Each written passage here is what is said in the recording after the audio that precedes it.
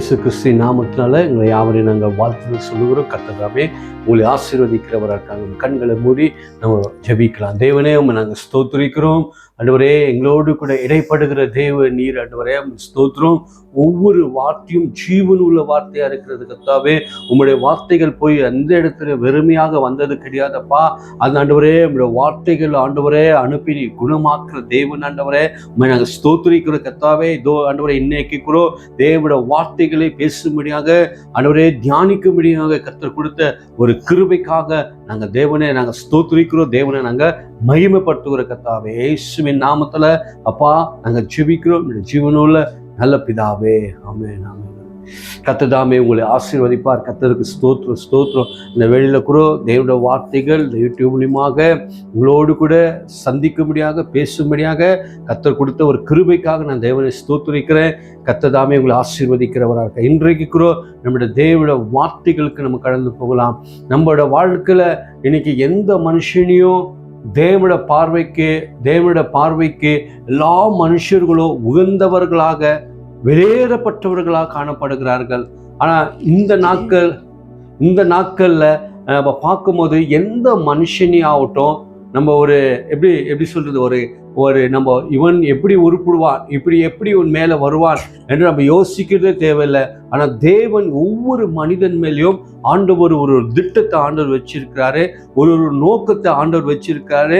இன்னைக்கு நம்ம நினைக்கிறோம் இவன் மேலே வர முடியாது, இவனோட வாழ்க்கை முடிஞ்சிச்சு, அவ்வளோதான் நம்ம நினைக்கிறோம். ஆனால் தேவன் நம்மளை எந்த ஸ்தானத்திலிருந்தும் கர்த்தர் உயர்த்தக்கூடியவராக இருக்கிறார்.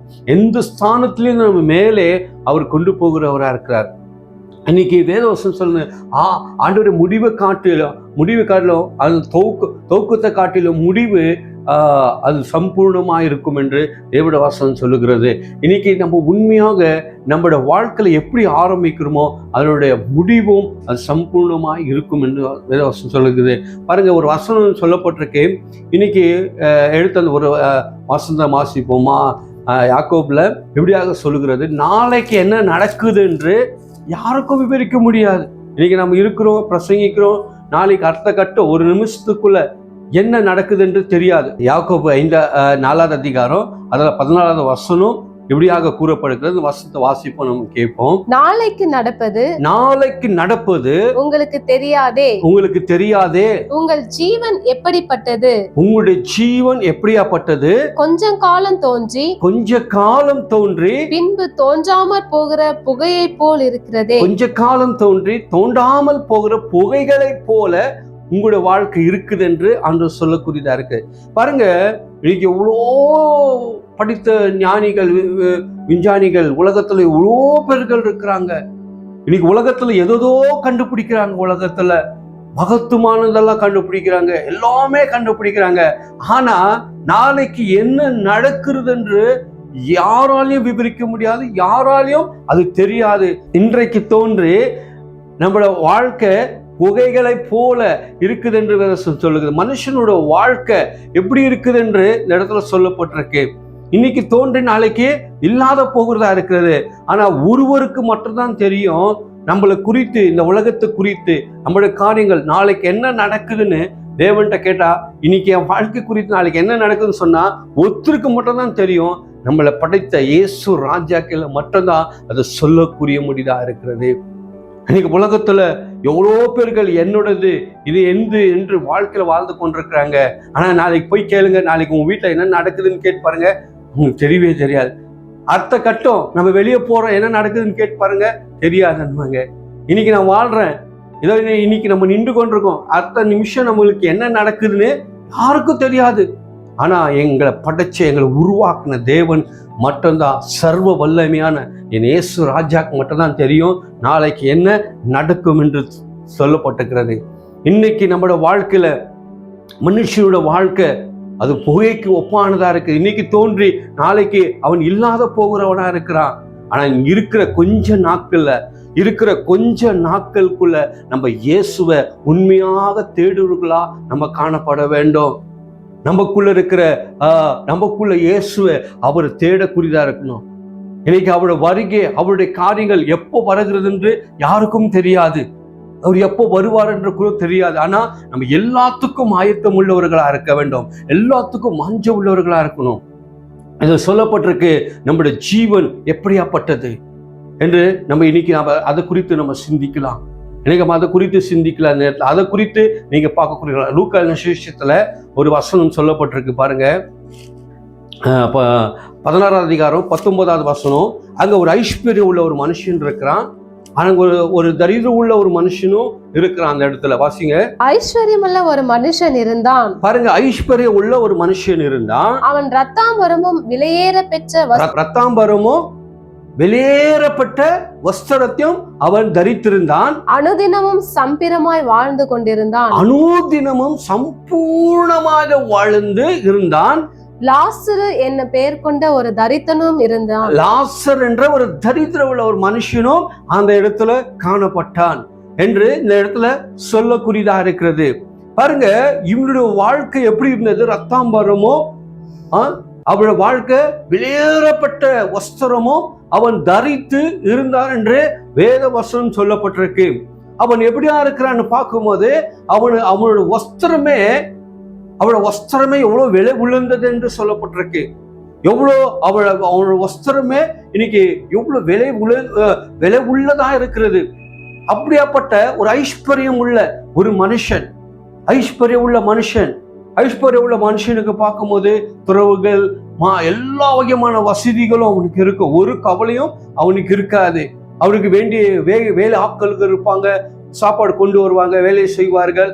அவர்கள் உழைப்பது கடுமையா இருக்கும், வேலை செய்து கம்மியா இருக்கும். ஆனா அவர்கள் வேலை ஆட்களுக்கு எல்லாமே செய்யக்கூடியவர்கள். அப்படியாப்பட்ட ஒரு ஐஸ்வர்யன் ஒரு கிராமத்துக்குள்ள இருக்கிறான், அந்த பட்டணத்துக்குள்ள இருக்கிறான். அங்க யார் இருக்கிறான்? அந்த கீழே வசனம் வாசிங்க.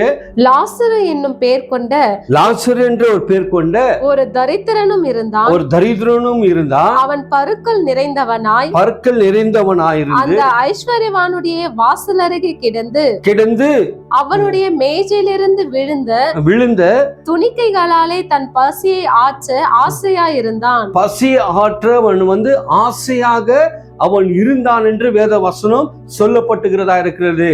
பாருங்க, அவன் வாழ்க்கையில அந்த மேய்ச்சிக்கில உலகிற அந்த உணவை பார்த்து அவன் என்ன பண்ணுகிறான்? ஆசைப்படுகிறவனா இருக்கிறான். அவன் அதை ஏங்கி கொண்டுகிறவனா இருக்கிறான். அதில் நம்ம சாப்பிட முடியாதா, அது கிடைக்க முடியாதான்ற ஒரு நோக்க கூட அவனுக்குள்ள இருந்திருக்கலாம். பாருங்க, உனக்கு ஒருவேளை குடும்பம் இருந்திருக்கலாம், எல்லாமே இருந்திருக்கலாம். ஆனா இவனுக்கு எல்லாமே அந்த நேரத்துல கைவிடப்பட்ட சூழ்நிலை இருக்கு. அவன் தினதோறும் போய் அந்த வாசுப்படியில அவன் உக்காந்து கொண்டிருக்கிறான். ஆனா இவனும் என்ன பண்ணுகிறான்? நல்ல 2வது துணிகளும் வஸ்திரங்களையும் தரித்து அவன் எல்லா வகையான அந்த உணவுகளை அவன் சாப்பிட்டு கொண்டு அந்த இடத்துல இருக்கிறான். ஆனா இவனுக்கும் என்ன ஆகுறதுன்னா, இந்த மாதிரி ஒரு உணவு அந்த இடத்துல அவன் பார்த்து ஆசைப்பட்டு கொண்டிருக்கிறான். அந்த உணவுகளுக்கு கிடைக்காதா என்று அவன் ஆசைப்பட்டு கொண்டிருக்கிறான். இவனை பார்க்கும்போது கீழே வாசனம் சொல்லப்பட்டிருக்கு, அவனோட முகங்களை நாய் நக்கிட்டு போனது என்று கூட சொல்லப்பட்டிருக்கு. அப்போ எப்படியாப்பட்ட ஒரு கோபுரத்துல, எப்படியாப்பட்ட ஒரு தரித்திரத்துக்குள்ள அவன் காணப்பட்டவனா இருந்தான். அப்படியாப்பட்ட ஒரு மனுஷனுக்கு சமுதாயம் என்ன பண்ணுகிறதுல மரியாதை கொடுக்கறது கிடையாது. இல்லை நம்மளோட சொந்தங்களையோ இல்லை நம்மளோட சொந்த பந்தங்களோ, அண்ணன் தம்பிங்களாகட்டும், சகோதரிகளாகட்டும், அவ்வளோதான் இவன் வாழ்க்கை முடிஞ்சிச்சு, ஒரு பைத்தியக்காரனை போல இருக்கிறான், இவன் வாழ்க்கை அவ்வளோதான் முடிஞ்சிச்சு, இப்படியே இருந்து இவன் மடிந்து போகிறவனா இருக்கிறான் என்று அவன் வாழ்க்கையில இருந்தவரா இருக்கிறாங்க. ஆனா பாருங்க, அவனை ஒரு அனாதையாக அவன் ஒரு மனுஷன் இருந்தவனா இருக்கிறான். அது கீழே வாசிங்களே, அவனோட பாருங்க, அவனை ஒரு நாய் கூட அவனோட முகத்தை நக்கிட்டு போனது என்று வேதவசனம் சொல்லுங்க. நாய்கள் அவன் பருக்களை நக்கிற்று.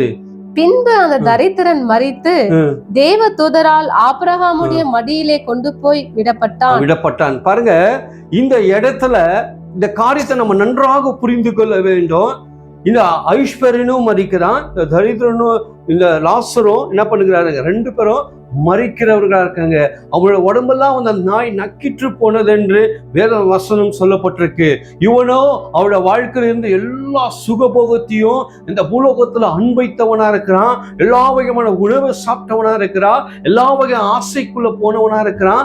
ஆனா இந்த மனுஷனும் எது ஒன்று பார்த்து தான் அவன் என்ன பண்ணி கொண்டிருக்கிறான், ஏங்கி கொண்டிருக்கிறான். அவன் வாழ்க்கையில இது கிடைக்குமா அது கிடைக்குமா என்று ஏங்கி கொண்டிருக்கான். ஆனா அந்த இடத்துல நடந்ததுன்னா இந்த ரெண்டு பேரும் அவர்கள் மறித்து அவங்க என்ன பண்றாங்க, போகக்கூடியவங்களா இருக்காங்க. அதுல ஒருவன் பார்க்கும்போது இந்த ஐஸ்வர்யன் எங்க போகிறான்னு பார்க்கும்போது நரகத்துக்குள்ள போகக்கூடியவனா இருக்கிறான். டைரக்டா அவன் நரகத்துக்குள்ள போகக்கூடியவனா இருக்கிறான். இவன் இந்த தரித்திரத்துக்குள்ள வாழ்ந்து சமுதாயத்தை எல்லாத்தையும் கைவிடப்பட்ட ஒரு மனுஷன்.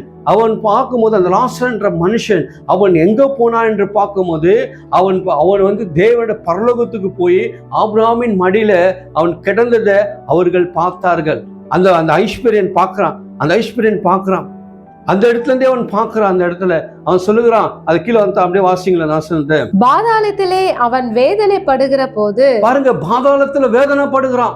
இங்க பூலோகத்துல எப்படி இருந்தா அவன் வேலவசனம் அவனை அறிமுகப்படுத்துது. எப்படி அறிமுகப்படுத்துது? அவனை ஐஸ்வர்யமுள்ள ஒரு மனுஷன் இருந்தான். அவன் ரத்தாம்பரமும் விலையேற பெற்ற ரத்தாம்பரமும் வெளியேறப்பட்ட துணியை உடைத்திருந்தான்.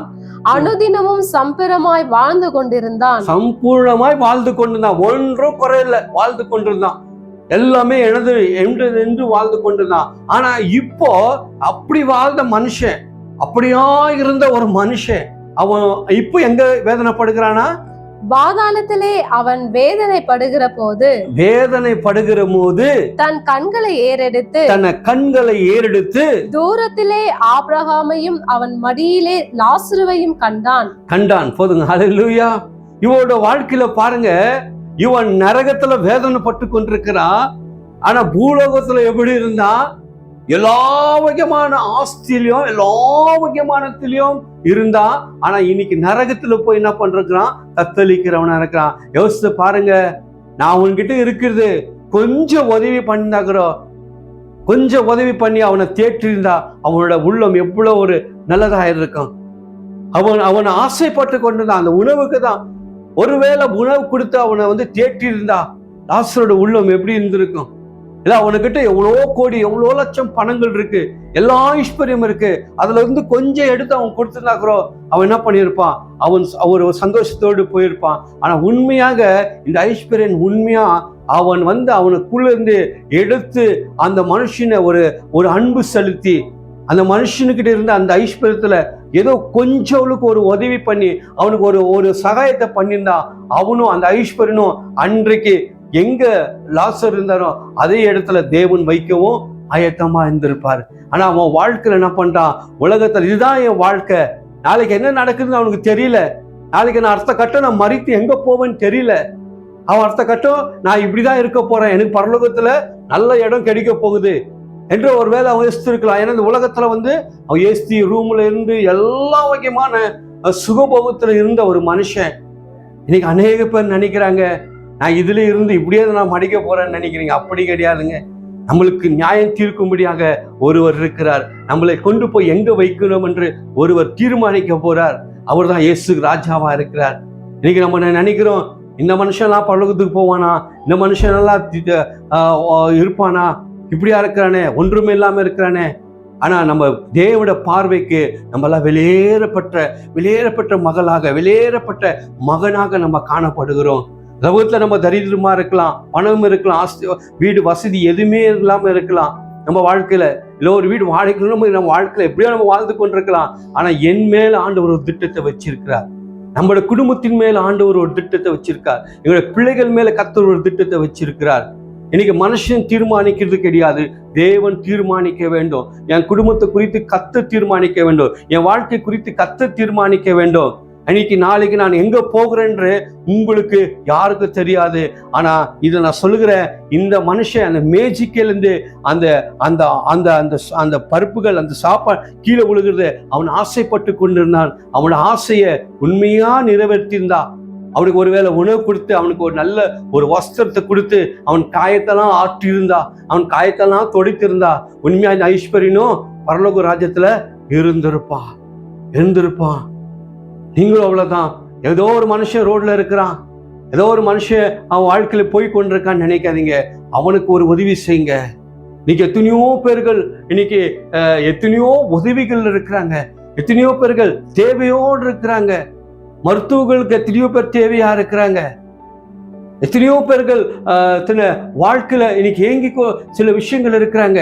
அந்த மாதிரி நம்ம ஒரு தீர்மானம் எடுத்து நம்ம ஒரு காரியங்களை உதவி செய்யும் போது நம்மளோட வாழ்க்கையில எல்லாமே கர்த்தர் பெஸ்டாக மாற்றுவார்.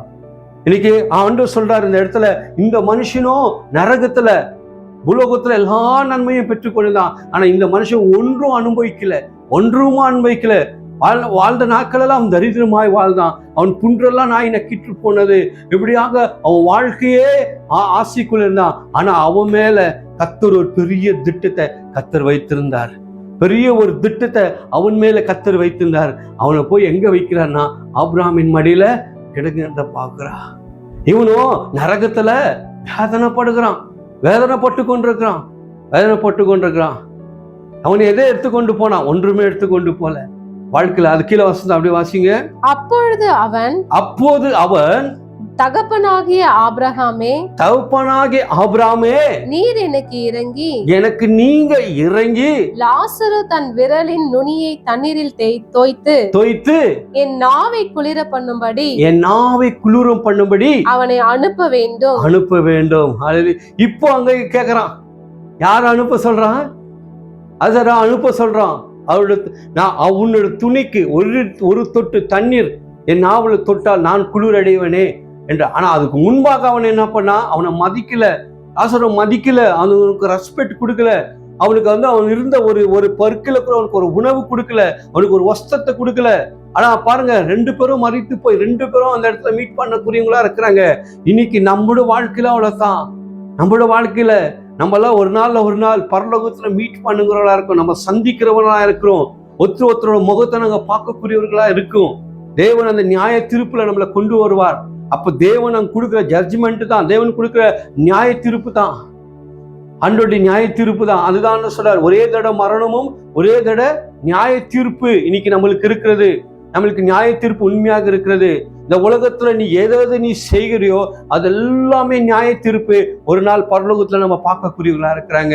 பாருங்க, இந்த இடத்துல லாசரை பார்க்கிறாரு. ஐஸ்வர்யன் லாசர் ஆபிரகாம் அடியில இருக்குது, நரகத்துல இருந்து பார்க்கக்கூடியவரா இருக்கிறார். அப்போ அவனோட உடம்பு எவ்வளவு எரிச்சலா இருந்திருக்கும், அவன் எவ்வளவு சுகபாகமா வாழ்ந்தானோ, எவ்வளவு அவன் வாழ்க்கையில இருந்ததெல்லாம் அவன் அத்தாந்தனும் துணியும் விலை உயர்ந்த துணிகளும் போட்டு ஐஸ்வர்யமாய் வாழ்ந்த ஒரு மனுஷன். அவன் சொல்றான், அவரை அனுப்பி வைங்க, எனக்கு என்ன பண்ணுங்க, ஒரு துளி அவளை துணித்து விட்டால் நான் என்ன பண்ணுவேன், குளிர் அடைவேன், நான் தனி அன்பேன்றார். அதுக்கு கீழே என்ன வசனம் சொல்றாரு பாருங்க. அதற்கு ஆபிரகாம், மகனே, நீ பூமியில் உயிரோடு இருக்கும் காலத்தில், பாருங்க, நீ உயிரோடு இருக்கிற காலத்தில் உன் நன்மைகளை அனுபவித்தாய், லாசருவும் அப்படியே தீமைகளை அனுபவித்தான், அதை நினைத்துக்கொள். இப்பொழுது அவன் தேற்றப்படுகிறான், நீயோ வேதனைப்படுகிறாய். ஹல்லேலூயா. இந்த உலகத்துல அப்போ வாழ்க்கையில நினைச்சு கொஞ்சம் நேரம் யோசித்து பாருங்களேன். அவனுக்கு இருந்தது எல்லாமே இருந்துச்சு, எல்லாமே கொடுக்கப்பட்டிருந்துச்சு, ஒன்று குறை இல்லை. தனக்குன்னு அவன் வாழ்க்கையில வைத்து லாஸ்ட்ல போய் எங்க தவிக்கிறான், எங்க போய் அவன் அழுகுறான், எங்க போய் வேதனைப்படுகிறானா, நரகத்துல போய் வேதனைப்படுகிறான். நரகத்துல எனக்கு ஒரு சான்ஸ் கொடுக்க மாட்டீங்களா, எனக்கு ஒரு வாய்ப்பு நீங்க கொடுக்க மாட்டீங்களா? இப்போ அவன் வாழ்க்கையில நினைத்திருப்பான், என்ன நினைச்சிருப்பான், ஐயோ எனக்கு வந்ததுல 4 பேருக்கு நான் அதை எடுத்து பகிர்ந்து கொடுத்திருந்தா, 4 பேர் 4 குடும்பத்துக்கு நான் ஆசீர்வாதமா இருந்திருந்தா, 4 குடும்பத்துக்கு 4 பேருக்கு நான் உதவி, 4 ஊழியங்களுக்கு நான் உதவி செய்து, சில காரியங்களுக்கு நான் உதவி செய்திருந்தா இன்னைக்கு நானும் அவன் இடத்துல இருந்திருப்பேனே என்று அவன் உள்ளத்துல. அதுக்குதான் ஆபிரகாம் சொல்ற, நினைத்துப்பார், நீ நினைத்துப்பார் என்றார். என்னென்ன நினைச்சிருப்பான் நினைச்சு பாருங்க. இது நினைக்கிற நம்மளுக்கு காலம், நாளைக்கு என்ன நடக்குது என்று யாருக்கும் தெரியாதுங்க, இன்னைக்கு தெரியாது. ஆனா தேவனுக்கு தெரியும் நாளைக்கு என்ன நடக்கும் என்று. இன்னைக்கு நம்மளோட வாழ்க்கையில நினைச்சு பாருங்க. அதான் சொல்றார், நினைச்சு பாருங்க. நம்ம இந்த பூலோகத்தை ஒன்றும் கொண்டு போறது கிடையாது. ஒன்றுமே நம்ம கொண்டு போறது கிடையாது. நம்ம ஆண்டவரிடத்துல நம்ம ஒன்றுமே கொண்டு போறது கிடையாது. இன்னைக்கு இருக்கிற வரைக்கும் இந்த கிருபை நாட்கள்ல நன்மை செய்றவர்களா இருங்க. 4 பேருக்கு உதவி உள்ளவர்களா, 4 பேருக்கு ஆசீர்வாதமா இருங்க. தன் வாழ்க்கையில உண்மையா உங்களோட குடும்பத்தை கர்த்தர் ஆசீர்வதிக்கிறவரா இருக்கிறார். நான் சொல்ல தேவ வாசனம் சொல்லுகிறது. இப்போ அந்த இடத்துல கீழே அவன் சொல்றான், ஒரு எக்ஸ்கியூஸ் கேட்கிறான் தேவன்ட்ட. என்ன சொல்றான் கேட்கிறான் பாருங்க. அப்பொழுது அவன் தகப்பனாகிய ஆபிரகாமே, நீர் எனக்கு இறங்கி லாசரு தன் விரலின் நுனியை தண்ணீரில் தோய்த்து என் நாவை குளிர பண்ணும்படி அவனை அனுப்ப வேண்டும். இந்த அக்கினி ஜுவாலையில் வேதனைப்படுகிறேனே என்று கூப்பிட்டான். வேதனைப்படுகிறேனே என்று கூப்பிட்டான். கீழே வசனம் அப்படியே. அதற்கு ஆபிரகாம் மகனே நீ பூமியிலே உயிரோடு இருக்கும் காலத்தில் உன் நன்மைகளை அனுபவித்தாய். நீ நன்மைகளே அனுபவித்து வந்தாய். லாசருவும் அப்படியே தீமைகளை அனுபவித்தான். அப்படியே அவன் தீமையை அனுபவித்து கொண்டு வந்தான். அதை நினைத்துக்கொள். இப்பொழுது அவன் தேற்றப்படுகிறான். நீயோ வேதனைப்படுகிறாய். அதுவும் அல்லாமல் இவ்விடத்திலிருந்து உங்களிடத்திற்கு கடந்து போகவும் அவ்விடத்திலிருந்து எங்களிடத்திற்கு கடந்து வரவும் மனதுள்ளவர்களுக்கு கூடாதபடிக்கு எங்களுக்கும் உங்களுக்கும் நடுவே பெரும் பிளப்பு உண்டாகப்பட்டிருக்கிறது என்றான். அப்பொழுது அவன், அப்படியானால் தகப்பனே, எனக்கு 5 பேர் சகோதரர் உண்டு. அவர்களும் வேதனையுள்ள இந்த இடத்திற்கு வராதபடி அவன் போய் அவர்களுக்கு சாட்சியாக அறிவிக்கும் பொருட்டு நீர் அவனை என் தகப்பன் வீட்டுக்கு அனுப்பும்படி உம்மை வேண்டிக் கொள்ளுகிறேன் என்றான். ஆமென். ஹல்லேலூயா. பாருங்க, இப்பதான் அவனுக்கு கூட உணர்வு வருது. உலகத்துல இருக்கும் போது அவனுக்கு அந்த உணர்வு வரல. அவனுக்கு என்னன்னா, நான் தான் ராஜா, நான் தான் என்று அவன் வாழ்ந்து கொண்டிருந்தான். நான் தான் எல்லாமே, எனக்கு எல்லாமே இருக்குது, எனக்கு சொத்து இருக்கு, நிலம் இருக்குது, பணம் இருக்கு, உயர்ந்த வஸ்திரம் இருக்கு, வேண்டியவளுக்கு பணம் இருக்கு, ஆஸ்தி இருக்கு, இப்படிதான் நினைச்சு கொண்டு வந்தான் வாழ்க்கையில. ஆனா அவன் எல்லாம் வாழ்நாட்களெல்லாம் சுகபோகத்தை அனுபவித்து கொண்டு வந்தான். எல்லாத்திலையும் நல்லா இருந்து சாப்பிட்டு திருப்தியா இருந்து வந்தான். ஆனா இந்த மனுஷனும் தன்னை வாழ்க்கையில எல்லாம் வாழ்நாளெல்லாம் அவனுக்கு துயரங்கள், வேதனைகள், அவன் ஒரு தரித்திரத்துக்குள்ள வாழ்ந்து அவன் வாழ்க்கையில அப்படியாக இருந்தான். ஒருவேளை நினைச்சு பாருங்க, இந்த மனுஷனை குறித்து அந்த ஊர்ஜனம் பேசியிருப்பாங்க, இல்ல உங்களை சொந்த பந்தமே பேசியிருப்பாங்க. இவன்லாம் உருப்பிடுவானா, இவன்லாம் வாழ்வானா, இவனா மேல வருவானான்னு நினைச்சிருக்கலாம். ஆனா தேவன் அவன் மேல ஒரு திட்டத்தை லாசர் மேல வைத்து அவங்க 2 பேரையும் மறைக்க வைத்து அங்க கொண்டு போகிறவரா இருக்கார். இவன் சொல்றான், என்னுடைய 5 சகோதரர்களும் இந்த உலகத்தில் இருக்கிறார்கள், அவர்களுக்கு எனக்கு உத்தரவு கொடு, அங்க போய் நான் சொல்லிட்டு வர உத்தரவு கொடு, அந்த இடத்துல அந்த அனுப்பி வை, அவரை போய் நான் உத்தரவு கொடு, நான் அவங்களுக்கு போய் சொல்லிட்டு வரேன், அவர்கள் இந்த நரகத்துல தவிக்க கூடாது என்று அவனும் அந்த இடத்துல கேட்கக்கூடியவரா இருக்கான். ஆனா ஒரு தடவை நம்ம மறித்த பிறகு, ஒரு தடவை நம்ம போய் அங்க நிற்கும் போது திருப்பி நம்மளுக்கு என்ன இல்லை, எக்ஸ்கியூஸ் இல்லை. ஹல்லேலூயா. இதுதான் கிருபை நாட்கள். அந்த கிருபை நாட்கள் ஓடிக்கொண்டிருக்கிறோம். இந்த கிருபை நாட்கள்லயே நம்ம என்னென்ன செய்யணுமோ, கர்த்தருக்கு என்னென்ன ஓடி போய் ஊழியங்களை செய்யணுமோ, என்னென்ன நன்மைகளை செய்யணுமோ, என்னென்ன ஆசீர்வாதங்களை கர்த்தரிடத்துல பெற்றுக்கொள்ளணுமோ அதெல்லாம் பெற்றுக்கொள்ளுங்க. அப்புறமா நாங்க போயிட்டு பரலோகத்துல போயிட்டு, ஆண்டவரே எனக்கு ஒரு எக்ஸ்கியூஸ் கொடுங்க, நான் போய் சொல்லிட்டு வரேன், நாங்க கிருபை அவ்வளவுதான், முடிஞ்சிச்சு, யாரும் ஒன்றும் மாற்றவே முடியாது, தேவன் நீங்க போனா போக வேண்டும், அப்படி அவன்ற சூழ்நிலை அவர் இருந்தான். அப்போ அவன் வாழ்நாளா அந்த நரகத்துல அவன் வேதனைப்பட்டு கொண்டிருக்கிறான், துக்கப்பட்டு கொண்டிருக்கிறான், தன் வாழ்க்கையில துக்கப்பட்டு கொண்டிருக்கான். அவனுடைய வாழ்க்கையில எப்படி இருந்துக்கும் நினைச்சு பாருங்க. இன்னைக்கு நம்முடைய காரியங்களை கூட கர்த்தருக்கு முன்பாக வைக்க வேண்டும். இன்னைக்கு உண்மையாக நீ செய்கிற ஒவ்வொன்றும், தேவ ராஜ்யத்துக்காக செயல்படுகிற ஒன்றும் அது வீணாக போகாது. அது எல்லாமே ஆசீர்வாதமாக கர்த்தர் மாற்றக்கூடியவராக இருக்கிறார். இந்த மனுஷனோட வாழ்க்கையில எங்க போய் தேற்றப்பட்டார் என்றால் பரலோக ராஜ்யத்தை தேற்றப்பட்டவராக இருக்கிறாங்க. நம்மளோட வாழ்க்கைக்கு அப்படிதான் இருக்க வேண்டும். இந்த உலகத்துல வாழுகிற வாழ்க்கை, வீடு, ஆஸ்தி எல்லாமே டெம்பரவரி தான். இன்னைக்கு இல்லைன்னா இன்னைக்கு மறிச்சா நம்ம தேவனிடத்துல போகக்கூடியவராக இருக்கிறோம். நம்ம எல்லாம் போய் எங்க தெரியுமா தேற்றப்பட வேண்டும்? பரலோகத்துல தேவனோடு கூட நம்ம தேற்றப்படவர்களாக இருக்க வேண்டும். ஆனா இந்த உலகத்துல கூட நம்மளை அனாதையா கர்த்தர் விட மாட்டாரு, தரித்திரமாய் கர்த்தர் விட மாட்டார். நம்மளுக்கு வேண்டிய நன்மைகள் ஆண்டவர் செய்து கொண்டுதான் இருக்கிறார். உனக்கு வேண்டிய ரட்சிப்பு கர்த்தர் கொடுத்து கொண்டுதான் இருக்கிறார். ஆனா நம்ம விலகி நம்ம ஓடிக்கொண்டிருக்கிறோம். ஆனா இன்னைக்கு நான் திட்ட தெளிவா சொல்றேன், இந்த மனுஷனோட வாழ்க்கையில், இந்த ஐஸ்வர்ய மனுஷனோட வாழ்க்கையில் நடந்த வாழ்க்கை யாரோட வாழ்க்கையில் நடக்கவே கூடாது. யாரோட வாழ்க்கையிலும் நடக்கவே கூடாது. ஆனா உண்மையா அவன் கொடுத்து விதைச்சிருந்தான்னா அவனும் பரலோக ராஜ்யத்துல இருந்திருப்பான். அதுதான் ஆண்டவர் ஒரு மனுஷன் வந்து சொல்றான், நித்திய ஜீவனை அடிப்பதுக்கு நான் என்ன செய்யணும்னு கேட்கிறான். அப்ப தேவன் சொல்றாரு, உன்கிட்ட இருக்கிற எல்லாமே வித்துட்டு நீ என் பின்பாக என்ன பண்ண, நீ வான்றாரு. ஆனா அவன் போறான், அதை கேட்கிறான், நித்திய ஜீவனை அடைப்பது கேட்கறது மட்டும் தான் கேட்கிறான். ஆனா அவன் கேட்டு என்ன பண்றதில்ல, தேவனுக்கு பின்பாக வர்றது கிடையாது. எனக்கு பணம் தான் முக்கியம், ஆஸ்தி தான் முக்கியம், எனக்கு இருக்குங்கன்று முக்கியமாய் போகிறான். ஆனா இன்னைக்கு எந்த கோடீஸ்வரன், எந்த மாதிரி மனுஷனாலும் அவனுக்கு நியாய தீர்ப்பு என்று ஒன்று. இது சத்திய வேதம் சொல்லுகிறது. அந்த சத்தியத்தின்படி நான் நடக்கணும், நம்ம நிக்கணும். பாருங்க, இந்த மனுஷனோட வாழ்க்கை எடுத்து தியானித்து பாருங்க. அவன் வாழ்க்கையில எவ்வளவு வேதனைப்படுகிறான், அங்க போய் வேதனைப்படுகிறான். இந்த உலகத்துல ராஜா போல வாழ்க்கையில வாழ்ந்தவன் அங்க போய் வேதனைப்படுகிறான், எக்ஸ்கியூஸ் கேட்கிறான், கெஞ்சிறான், ஒன்றுமே நடக்கிறது கிடையாது. ஆபிரகாம் மடியில லாசர் எப்படியாப்பட்ட ஒரு மனுஷன், அவன் போய் பரலோகத்துல பரிசுத்தவான்கள் இருக்கிற இடத்துல அதுவும் ஆபிரகாமின் மடியில அவன் படுத்து கிடந்தான் என்று வேத வசனம் நம்மளுக்கு சொல்லக்கூடியதா இருக்கிறது. இன்னைக்கு நம்முடைய வாழ்க்கையில கூட கர்த்தர் தேற்றுவார், நம்மளை உயர்த்துவார், நம்மளை எல்லா நன்மைகளிலும் கர்த்தர் நம்மளை வைப்பார். ஆனா நம்ம இருக்கிறது பகிர்ந்து நம்ம செயல்படுத்துகிறதா இருக்க வேண்டும். ஹல்லேலூயா. கர்த்தர் தாமே இந்த காரியங்கள் எல்லாம் கர்த்தர் ஆசீர்வதிக்கிறவரா இருக்கிறார். இன்னைக்கு நம்ம கர்த்தரை நோக்கி போகலாம், பரலோகத்தை நோக்கி நம்ம பார்க்கலாம். உலகத்துல நம்ம தேவனை நோக்கி நம்ம போகும்போது உங்களுக்கு எல்லாவற்றிலும் ஜெயத்தை கர்த்தர் வர பண்ணுகிறவர். கர்த்தர் தாமே இந்த வார்த்தைகளை கர்த்தர் ஆசீர்வதிப்பார். கண்களை மூடி நம்ம ஜெபிக்கலாம். அன்பின் தேவனே, உம்மை நாங்கள் ஸ்தோத்திரிக்கிறோம். ஓ தேவனை நாங்கள் ஸ்தோத்திரம். ஆண்டவரே, இந்த 2 பேர் மனிதரோட வாழ்க்கை நாங்கள் பார்த்தோம். நாளைக்கு என்ன நடக்குது என்று எங்களுக்கு தெரியாத ஆண்டவரே. அப்பா, இந்த மனுஷனோட வாழ்க்கையில இருக்கிறோம் அப்பா, என்ன நடக்குது என்று தெரியாம தன்னை வாழ்க்கையில் அவன் வாழ்ந்து கொண்டிருந்தான் ராஜா. ஆண்டவரே, 2 பேரும் மறிக்கப்படுகிறான், ஒருவன் தேற்றப்படுகிறான், ஒருவன் வேதனைப்படுகிறான் ராஜா. ஆண்டவரே, நாங்களும் ஆண்டவரே இந்த உலகத்துல ராஜா அப்பா நாங்கள் தேற்றப்பட வேண்டும் ராஜா.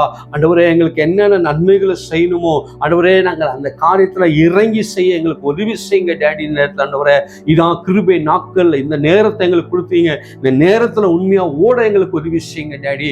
அப்பா, உமக்கு நன்றி தகப்பனே, ஸ்தோத்திரம் தகப்பனே. கொடுத்த இந்த வார்த்தைக்காக நன்றி கர்த்தாவே. இயேசுவின் நாமத்துல அப்பா நாங்கள் ஜெபிக்கிறோம், இந்த ஜீவனுள்ள நல்ல பிதாவே, ஆமென்.